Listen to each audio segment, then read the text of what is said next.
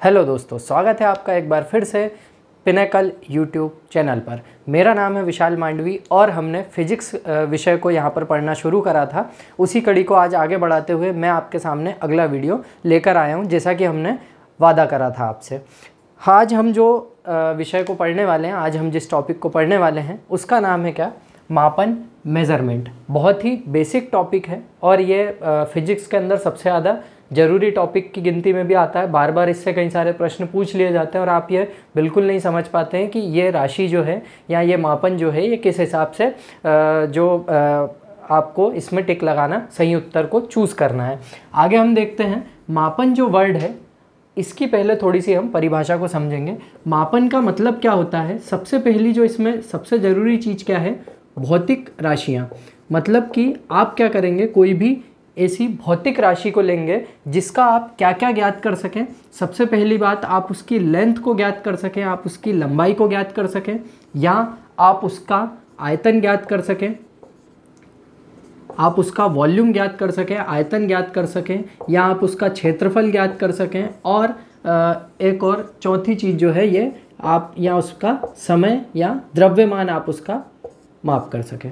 यदि आप किसी भी भौतिक राशि का इन चार चीज़ों का आप मापन करते हैं और इसके बाद में इसका एक संख्यात्मक मान निकाल देते हैं, आप इसका एक संख्यात्मक मान निकाल देते हैं। फॉर एग्ज़ाम्पल, आपने समय का मापन करा, एक भौतिक राशि थी ये समय, आपने एक समय का मापन करा और आपने क्या बोल दिया कि ये जो लेक्चर है ये पिछले 10 मिनट से चल रहा है। तो ये जो 10 मिनट है इसका आपने क्या करा है? एक संख्यात्मक मान निकाल दिया है और इसी संख्यात्मक मान निकालने को ही हम क्या बोल देते हैं? यहाँ पर मापन का नाम दे देते हैं, यहाँ पर हम मेज़रमेंट का नाम इसको दे देते हैं। आगे हम देखते हैं क्या होता है जब भी हमको किसी भी चीज़ का मापन यदि करना है, हमको उसका मेज़रमेंट यदि निकालना है, उसका मापन यदि निकालना है, तो हम उसको बड़े 3 भागों में निकाल सकते हैं। यदि हम इसकी पहले तो हम इसकी छोटी छोटी यूनिट्स की बात कर लें जो हम डेली यूज़ में देखते हैं, जैसे कि किलोग्राम, केजी।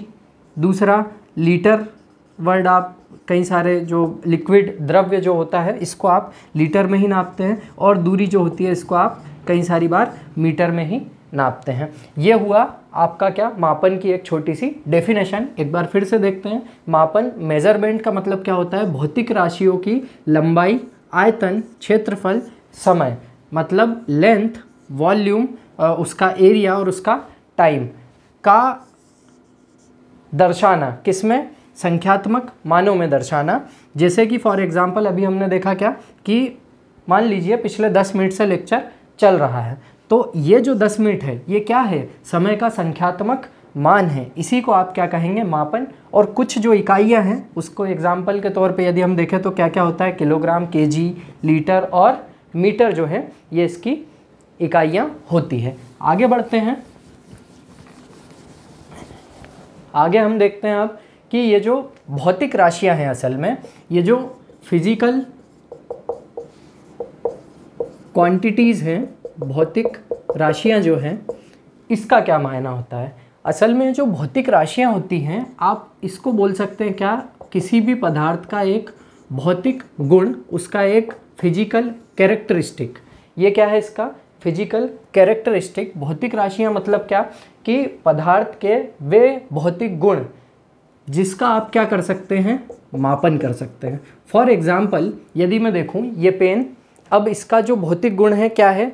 एक लंबाई आपने इसका भौतिक गुण मान लिया, और इसकी जो लेंथ है इसको आपने क्या कर दिया? इसका एक संख्यात्मक मान निकाल दिया। यही क्या हुआ? इसका मेज़रमेंट हुआ। आपने इसकी क्या माप ली है? लंबाई माप ली है, और इसी को हम क्या बोल देते हैं कि ये क्या कर दिया भैया? हमने मेज़रमेंट कर दिया। तो भौतिक राशियाँ हम किसको बोलेंगे? कि भौतिक राशियाँ जो होती है ये क्या होती है? फिजिकल क्वांटिटीज़ क्या होती है? पदार्थ का एक ऐसा भौतिक गुण जिसको आप क्या कर सकते हैं? मेज़रमेंट कर सकते हैं, जिसको आप माप सकते हैं। अब यदि मैं इस मापन की भी बात करूँ तो इसको हम 3 हिसाब से, यहाँ पर एक 3 आधार पर हम इसको बांट सकते हैं। इसका जो आधार है किसी भी चीज़ को मापने का, सबसे पहले हम क्या देख लेंगे? यदि हमको यदि राशि जो है वो सदिश राशि है तो उसके अंदर हमको दिशा की भी ज़रूरत पड़ेगी। दूसरा जो है इसमें परिमाण, उसका जो रिज़ल्ट है उसकी हमारे को ज़रूरत पड़ेगी, और तीसरा इसमें किस चीज़ की ज़रूरत पड़ेगी, यहाँ पर हमको उसकी इकाई या उसके मात्रक की हमको यहाँ पर ज़रूरत पड़ेगी। एक बार फिर से हम देखते हैं, भौतिक राशियाँ जो हैं, फिजिकल क्वांटिटीज़ जो हैं, ये क्या होती है, किसी भी पदार्थ का वे भौतिक गुण जिसको हम क्या कर सकते हैं, मेजर कर सकते हैं या माप सकते हैं। और किन 3 आधारों पर मापेंगे हम, दिशा, परिमाण और मात्रक के आधार पर हम यहाँ पर इसको मापेंगे। आगे बढ़ते हैं, अब हम देखेंगे जो हमारी फिजिकल क्वांटिटीज़ हैं, भौतिक राशियाँ जो हैं, फिजिकल क्वांटिटीज़ हैं, फिजिकल क्वांटिटीज़ या भौतिक राशियाँ जो हैं, इनका हमने 2 भागों में यहाँ पर वर्गीकरण करा है। इसका भी डिवाइडेशन है, इसको पढ़ने के लिए 2 भागों में अलग अलग बांट लिया है। सबसे पहले हमने जो डिवाइडेशन करा है वो किसके आधार पर करा है, दिशा एवं परिमाण के आधार पर, दिशा एवं परिमाण के आधार पर हमने इसको बांट दिया है फिजिकल क्वांटिटीज़ को। और दूसरा हमने जो है इसको बांटा है किसको, मापन और मात्रक के आधार पर, मापन और मात्रक के आधार पर। ऐसे ही हमने ये जो फिजिकल क्वांटिटीज़ हैं, मतलब कि जो भौतिक राशियां हैं, इनका जो क्लासिफिकेशन है ये 2 भागों में कर दिया है। क्या क्या, दिशा एवं परिमाण के आधार पर कर दिया है, और दूसरा हमने यहाँ पर मापन के आधार पर कर दिया है। अब यदि मैं बात करूँ तो यहाँ पर आती है आपकी स्केलर और वेक्टर क्वांटिटीज़, मतलब सबसे पहले आती है आपकी यहाँ पर सदिश राशि, और दूसरी होती है क्या, अदिश राशि। ठीक है, इसको समझने से पहले हम यहाँ का डिवाइडेशन भी देख लेते हैं। इसको हमने 3 भागों में बांट दिया है। सबसे पहले होती है क्या, मूल राशियाँ, दूसरी होती है क्या, व्युत्पन्न राशियाँ, और तीसरी जो होती है ये होती है क्या, पूरक राशियाँ। ये आपके 3 भाग इसमें यहाँ पर बटे हुए हैं। यदि मैं देखूँ यहाँ पर फिजिकल क्वांटिटीज़ को हमने 2 भागों में बांट दिया। कौन कौन से 2 भागों में बांट दिया, यहाँ पर हमने दिशा एवं परिमाण के आधार पर बांट दिया, और मानक और मात्रक के आधार पर हमने यहाँ पर बांट दिया। अब ऐसे ही यदि मैं यहाँ पर देखूँ, यदि दिशा और परिमाण के आधार की यदि मैं बात करूँ, तो जितनी भी सदिश राशियाँ होती हैं, आप उससे पहले ये देखिए, जितनी भी अदिश राशियाँ होती हैं, जितनी भी स्केलर क्वांटिटीज़ होती हैं, जितनी भी अदिश राशियाँ होती है, ये सब अदिश राशियों के अंदर किस चीज़ की आपको ज़रूरत पड़ती है, सिर्फ परिमाण की ज़रूरत पड़ती है। आपको इसके रिज़ल्ट की ज़रूरत पड़ती है सिर्फ, कि ये कितनी, फॉर एग्ज़ाम्पल यदि मैं इसका एक एग्ज़ाम्पल लूँ तो ये हो सकता है क्या, दूरी, आप कितना दूर चल लिए। इसमें यहाँ पर दिशा का मतलब नहीं है, आप यहाँ से एक बिंदु था, आप यहाँ से निकले और आप किसी भी दिशा में चल दिए, और आप मान लीजिए कि वहीं पर आकर खड़े हो गए, आप 4 किलोमीटर इधर, 4 इधर, 4 इधर चल दिए, और 4 किलोमीटर इधर चल दिए, तो आप कुल मिलाकर कितने किलोमीटर की दूरी आपने तय कर ली, 16 किलोमीटर की। यहाँ पर आपको किसी भी तौर पर दिशा का यहाँ पर कोई भी उपयोग नहीं हुआ है, इसलिए हमने इसको अदिश राशि या स्केलर क्वांटिटी बोल दिया है। ऐसे ही यहाँ पर यदि मैं देखूँ सदिश राशि के अंदर, तो सदिश राशि को बोला जाता है क्या, वेक्टर क्वांटिटी। वेक्टर क्वांटिटी या सदिश राशि जो होती है, इसके अंदर हमें परिमाण और परिमाण के साथ साथ दिशा की भी ज़रूरत पड़ती है। एक छोटा सा एग्जांपल यदि मैं यहाँ पर दूँ तो विस्थापन, जिसको हम डिस्प्लेसमेंट बोलते हैं, विस्थापन, डिस्प्लेसमेंट। अब डिस्प्लेसमेंट इससे थोड़ा सा अलग होता है। कैसे होता है, मान लीजिए कि आप यहाँ से चले, ये एक बिंदु था, यहाँ से आप आगे बढ़े, आप 4 किलोमीटर आगे गए, और आप यहीं पे इसी बिंदु पर यहाँ से 2 किलोमीटर उत्तर की ओर चल दिए, और वापस फिर से 4 किलोमीटर आ गए आप, तो और वापस आप यहाँ से 2 किलोमीटर फिर चल दिए। तो यदि मैं अब यहाँ से चलने की दूरी की बात करूँ तो 4 + 2 + 4 + 2, मतलब कि 4 और 2 6 और 4 10 और 2 12 किलोमीटर आपका यहाँ पर क्या हुआ है, कुल मिलाकर दूरी आपने यहाँ पर तय कर ली है। पर जो आपका डिस्प्लेसमेंट हुआ है असल में, क्योंकि चूंकि ये एक सदिश राशि है, एक वेक्टर क्वांटिटी है, तो जो आपका डिस्प्लेसमेंट यहाँ पर हुआ है वो कितना हुआ है, 0, क्योंकि आप फिर से उसी पॉइंट पर आकर खड़े हो गए हैं। तो इस क्वांटिटी को हमें हमेशा नापने के लिए किसकी ज़रूरत पड़ती है, हमेशा हमें परिमाण के साथ साथ दिशा की भी ज़रूरत यहाँ पर पड़ती है। इसके मैग्नीट्यूड के साथ साथ यहाँ पर इसकी जो दिशा है इसकी ज़रूरत हमें पड़ती है। आगे देखते हैं अब मापन और मात्रक के आधार पर हमने यहाँ पर 3 अलग अलग राशियों को बांटा था। अब देखते हैं कैसे। जो मूल राशियाँ हैं, मूल राशियों का मतलब होता है क्या, फंडामेंटल क्वांटिटीज़, फंडामेंटल क्वांटिटीज़। अब ये फंडामेंटल क्वांटिटीज़ क्या होती है, ये फंडामेंटल क्वांटिटीज़ या मूल राशियों का मतलब होता है ऐसी राशियाँ जो अपने आप में स्वतंत्र हैं या कंप्लीट है। फॉर एग्जांपल लंबाई, चौड़ाई,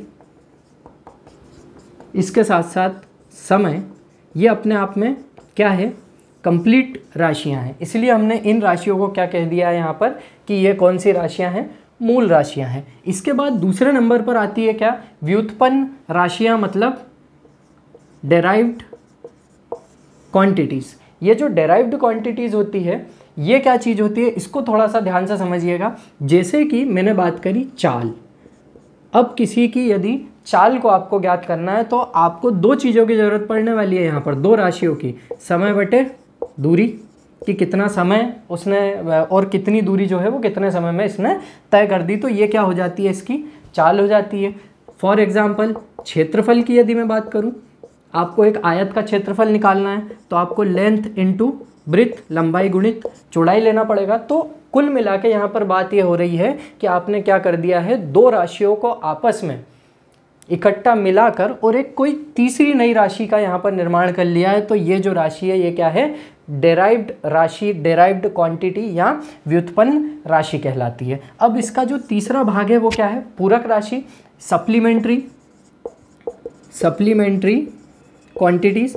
अब ये सप्लीमेंट्री क्वांटिटीज़ क्या होती है, यदि इस पर मैं बात करूँ थोड़ा सा, क्या होता है, जब मूल राशि है आपके पास या कोई भी व्युत्पन्न राशि है। अब मान लीजिए आपने क्या करा कि एक आयत का यहाँ पर, एक आयत का आपने लंबाई निकाल ली मूल राशि, चौड़ाई निकाल ली मूल राशि, उसका एरिया ज्ञात कर लिया, तो ये क्या हो गई, डेराइव्ड यूनिट। अब आपको यहाँ पर ये चीज़ ज्ञात करनी है कि भैया इसके अंदर एंगल कितने हैं, इसके अंदर कौन कौन से हैं, इसके अंदर एंगल कौन कौन से हैं। तो मान लीजिए कि यहाँ पर 4 जो एंगल हैं ये हमने माप लिए कि भैया ये तो 90-90 डिग्री के 4 एंगल्स को आपस में जोड़ दिया जाता है, तो ये कैसे भी करके वर्ग या आयत ही होंगे। तो यही एंगुलर मेजरमेंट, यही एंगल का मापन, एंगुलर मेजरमेंट जो होता है ये क्या कहलाता है, आपका पूरक राशि यहाँ पर कहलाता है। तो इतना ये जो है ये आपका भौतिक राशियों का यहाँ पर वर्गीकरण है, क्या, दिशा एवं परिमाण के आधार पर, इसके साथ साथ मात्रक और मापन के आधार पर। यदि मैं दिशा और परिणाम के आधार पर देखूँ तो क्या हो रहा है, सदिश राशियाँ और अदिश राशियाँ 2 टाइप की होती हैं। सदिश राशियाँ जो वेक्टर क्वांटिटीज़ जो होती हैं इन्हें परिमाण और दिशा की ज़रूरत होती है, अदिश राशियों को सिर्फ परिमाण की ज़रूरत होती है। यदि ऐसे ही मैं यहाँ पर आऊँ मापन और मात्रक पे, तो इसको हमने 3 भागों में बांटा है, क्या, मूल राशियाँ, फंडामेंटल यूनिट, व्युत्पन्न मतलब डेराइव्ड यूनिट्स, और इसके बाद में पूरक मतलब सप्लीमेंट्री क्वांटिटीज़। ऐसे करके ये हमने 2 जो भाग हैं दिशा और परिमाण के आधार पर पढ़े और मापन के आधार पर हमने 3 भाग यहाँ पर पढ़े हैं। एक इसका क्विक रिवीजन यदि हम देखें तो आज हमने जो चीज़ पढ़ी है वो क्या पढ़ा है, मेजरमेंट। मेजरमेंट का मतलब क्या होता है, भौतिक राशियों का लंबाई, आयतन, क्षेत्रफल, समय और द्रव्यमान का एक संख्यात्मक निरूपण कर देना, एक संख्या में उसको व्यक्त कर देना, यही क्या कहलाता है, मापन कहलाता है। तो दोस्तों उम्मीद करता हूँ आज का वीडियो आपको पसंद आया होगा, और पुराने जो हमारे वीडियोस हैं इसके अंदर हमने पूरी श्रृंखला जो है, पूरा विषय जो है बिल्कुल शुरू से, 0 से इसको शुरू करा है। तो आप उन वीडियोस को पहले देखें, उसके बाद इस वीडियो पे आएँ, तो आपको ये जो वीडियो है ये पूरा हमने जो यहाँ पर पढ़ाया है ये आपको पूरा समझ में आएगा। और हाँ दोस्तों, आपके जो भी डाउट, कमेंट, जो भी आपके डाउट हैं ये कमेंट बॉक्स में आप बिल्कुल मेंशन कर सकते हैं, और इसके साथ साथ आपको किन टॉपिक्स पर हमारे वीडियोस और चाहिए ये भी आप कमेंट बॉक्स में बिल्कुल मेंशन करें, और इसे ज़्यादा से ज़्यादा लाइक, शेयर और सब्सक्राइब करें। धन्यवाद।